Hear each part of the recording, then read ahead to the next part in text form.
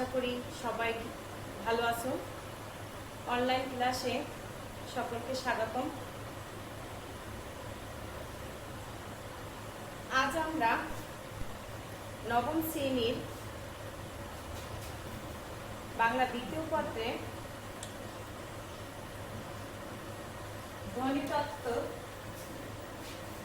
ধ্বনিতত্ত্বের বাংলা ভাষার ধ্বনি ও বর্ণ প্রকরণ নিয়ে আলোচনা করব।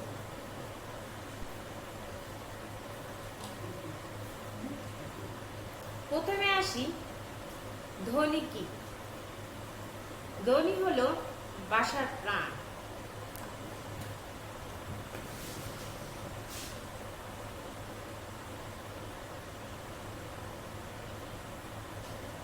ধ্বনি হলো ভাষার প্রাণ। আর ধ্বনি কাকে বলে? বাকযন্ত্রের সাহায্যে উচ্চারিত আওয়াজকে ধ্বনি বলে। ধ্বনি দুই প্রকার।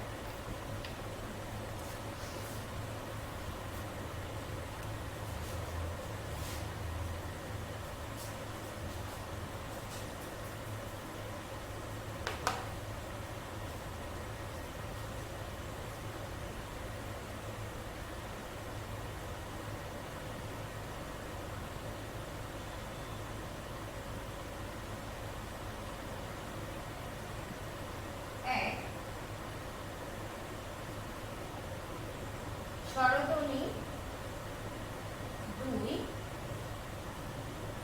ব্যঞ্জন ধ্বনি। প্রথমে আসি আমরা স্বরধ্বনি কাকে বলে। স্বরধ্বনি হলো যে ধ্বনি উচ্চারণের সময় ফুসফুস থেকে বাতাস বেরিয়ে আসার সময় কোথাও কোনো বাধা পায় না। তাহলে কি বললাম? স্বরধ্বনি হলো যে ধ্বনি উচ্চারণের সময় ফুসফুস থেকে বাতাস বেরিয়ে আসার সময় কোথাও কোনো বাধা পায় না, তাকে স্বরধ্বনি বলে। আর এরপরে ব্যঞ্জন ধ্বনি। ব্যঞ্জন ধ্বনি কি হলো? যে ধ্বনি উচ্চারণের সময় ফুসফুস থেকে বাতাস বের হয়ে আসার সময় ফুসফুস থেকে তাড়িত বাতাস কোথাও না কোথাও মুখ বিবরের কোথাও না কোথাও বাধাপ্রাপ্ত। তাহলে কি বললাম? যে ধ্বনি উচ্চারণের সময় ফুসফুস থেকে বাতাস বের হয়ে এসে মুখ বিবরের কোথাও না কোথাও বাধাপ্রাপ্ত হয়, উচ্চারিত হয়, তাকে ব্যঞ্জন ধ্বনি বলে। কি বললাম? স্বরধ্বনি হলো যে ধ্বনি উচ্চারণের সময় ফুসফুস থেকে বাতাস বের হয়ে এসে কোথাও বাধা প্রাপ্ত, মুখ বিবরে কোথাও বাধা পায় না, তাকে স্বরধ্বনি বলে। এবং ব্যঞ্জন ধ্বনি হলো যে ধ্বনি উচ্চারণের সময় ফুসফুস থেকে বাতাস বের হয়ে এসে মুখ বিবরের কোথাও না কোথাও বাধাপ্রাপ্ত হয়ে উচ্চারিত হয়, তাকে ব্যঞ্জন ধ্বনি বলে। যেমন স্বরধ্বনি হলো স্বরেয়, স্বরে। তাহলে স্বরধ্বনিগুলো হলো স্বরেয়, স্বরিয়া, রশ্মি এরকম। আর ব্যঞ্জন ধ্বনি যেমন ক, খ, তাহলে মুখ বিবরে বাধাপ্রাপ্ত হয়ে উচ্চারিত হচ্ছে। তাহলে ক, ফুসফুস থেকে বাতাস বের হয়ে এসে কণ্ঠ, তারপরে কণ্ঠ এই জিহ্বা মূলে দিয়ে উচ্চারিত হয়ে মুখ বিবরে বাধা পেয়ে এগুলো উচ্চারিত হয় বিধায় একে ব্যঞ্জন ধ্বনি বলে। এরপরে আসি করব বর্ণ। শিক্ষার্থীরা, আমরা ধ্বনি পেলাম, ধ্বনি প্রকারভেদ পেলাম, এরপরে বর্ণ।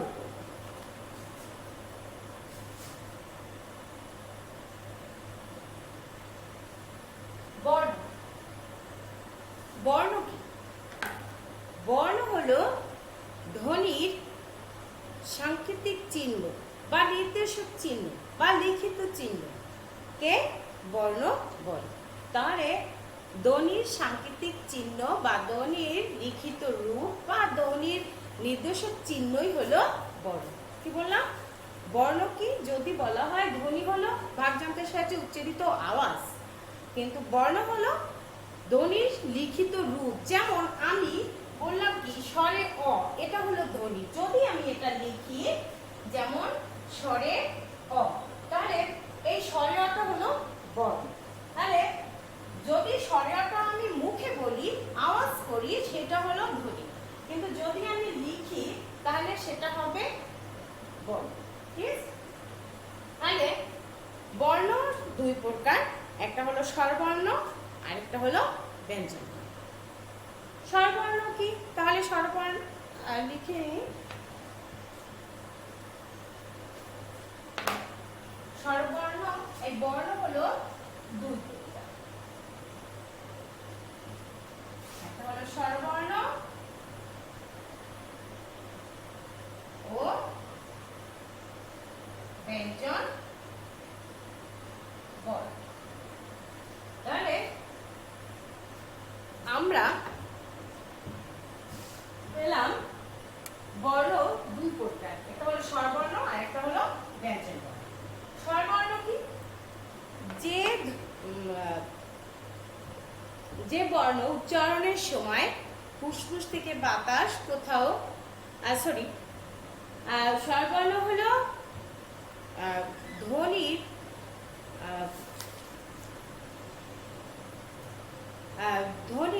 স্বরধ্বনির আর কি স্বরধ্বনির লিখিত রূপই হলো স্বরবর্ণ, আর ব্যঞ্জন ধ্বনির লিখিত রূপই হলো ব্যঞ্জন বর্ণ। তাহলে বর্ণমালা, এই যে স্বরবর্ণ এবং ব্যঞ্জন বর্ণ, এই বর্ণগুলো বাংলা ভাষায় বাংলা বর্ণ 50টি।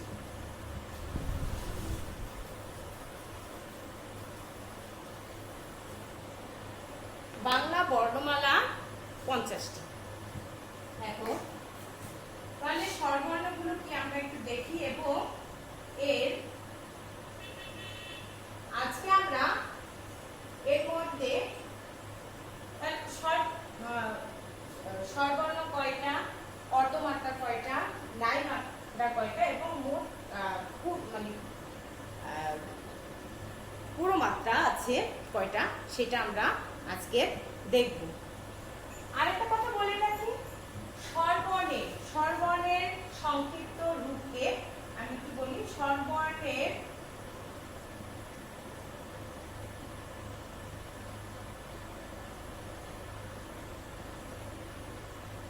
সংক্ষিপ্ত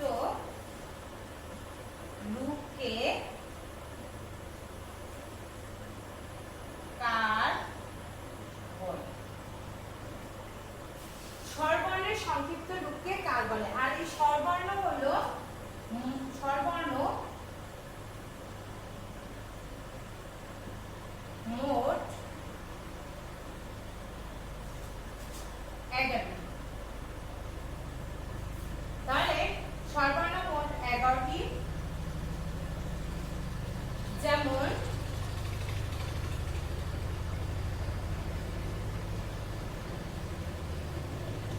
রস্যি, দীর্ঘি, হ্রস্ব, দীর্ঘ,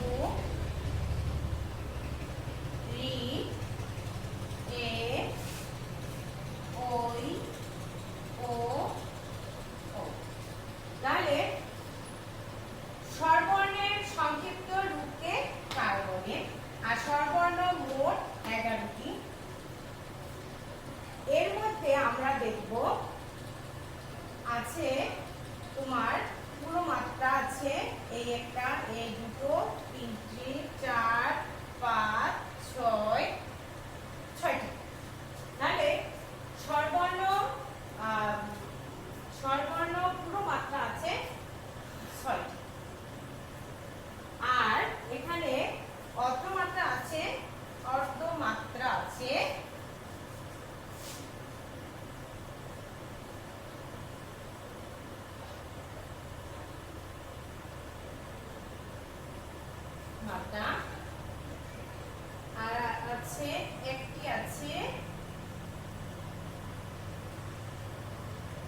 নাই মাত্রা, আর 4টি আছে এখানে অর্ধমাত্রা। তাহলে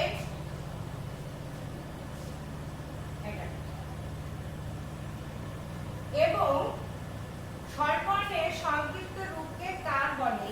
এই কার আছে 10টি। আকার, রস্যিকার, দীর্ঘিকার, হ্রস্বকার, দীর্ঘকার, ঋকার, একার, ঐকার, ওকার, ওকার।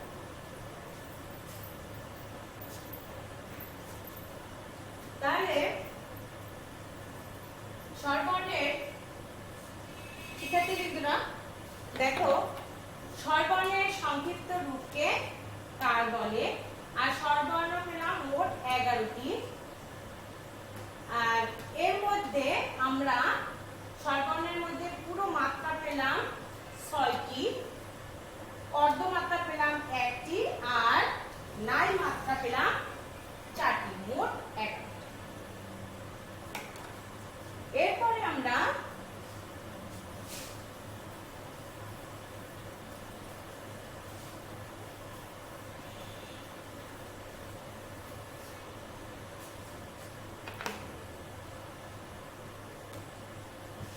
দেখব ব্যঞ্জন।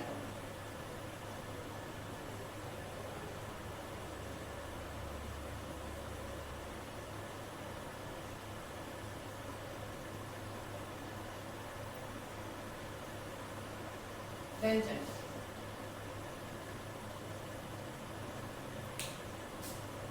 ব্যঞ্জনবর্ণ হলো ব্যঞ্জন ধ্বনির লিখিত রূপ বা সাংকেতিক চিহ্নই হলো ব্যঞ্জন বর্ণ। আর ব্যঞ্জন বর্ণ মোট 39টি। তাহলে স্বরবর্ণ 11টি এবং ব্যঞ্জন বর্ণ 39টি।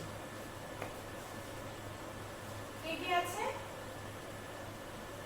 ক, খ, গ, ঘ, ঙ, চ, ছ, জ, ঝ, ঞ, ট, ঠ, ড, ঘ, মূর্ধন্য ত, থ, দ, ধ, দন্তেন্য প, ফ, ব, ভ, ম, ঝ, র, ল, তালব্য স, মূর্ধন্য স, দন্তে স, হ, দর, অডর, খণ্ডত, বিসর্গ, অনিশ্বর, বিসর্গ এবং চন্দ্র। তাহলে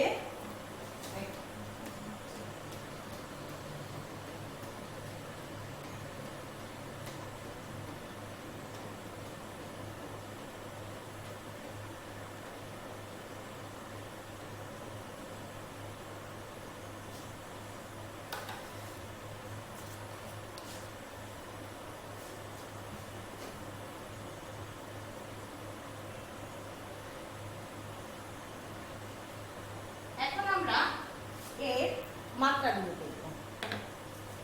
এখানে প্রথমে আমরা পুরো মাত্রা আছে কয়টার?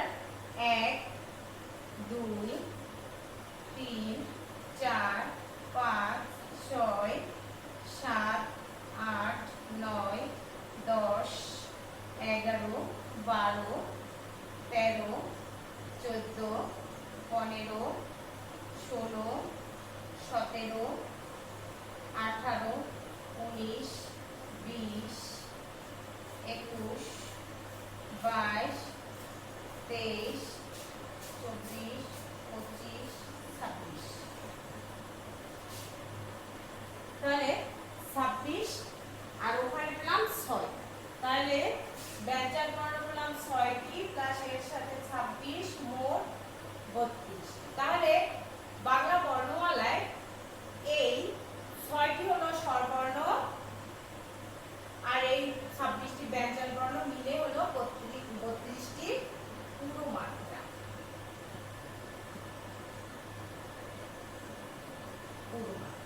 তাহলে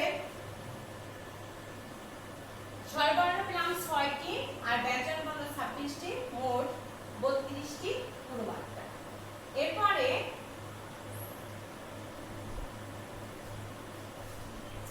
নাই মাত্রা দেখব।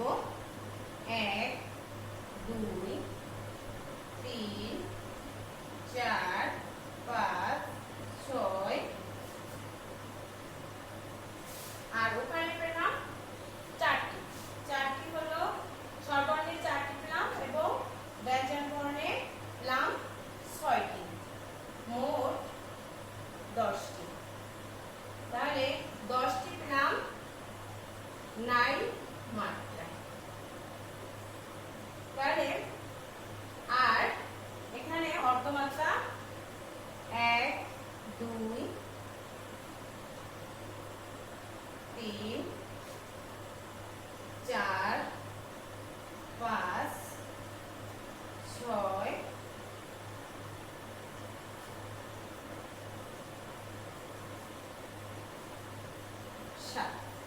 7 আর ওখানে পেলাম সর্বর্ণে 1টি আর 7টি, মোট 8টি। তাহলে 8টি নাই মাত্রা, সরি 8টি হলো অর্ধমাত্রা।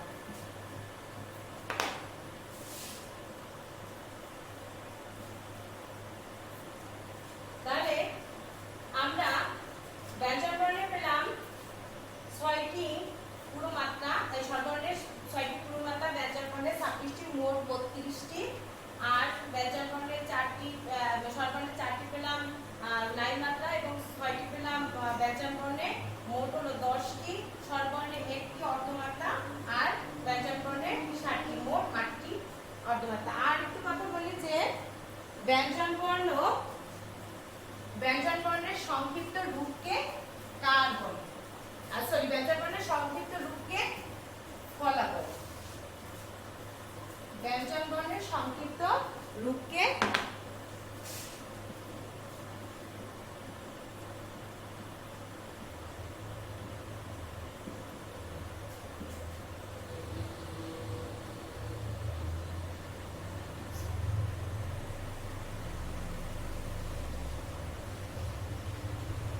ফলা বলে। ফলা হলো 6টি, যেমন নফলা, বফলা, মফলা, লফলা, জফলা, রফলা।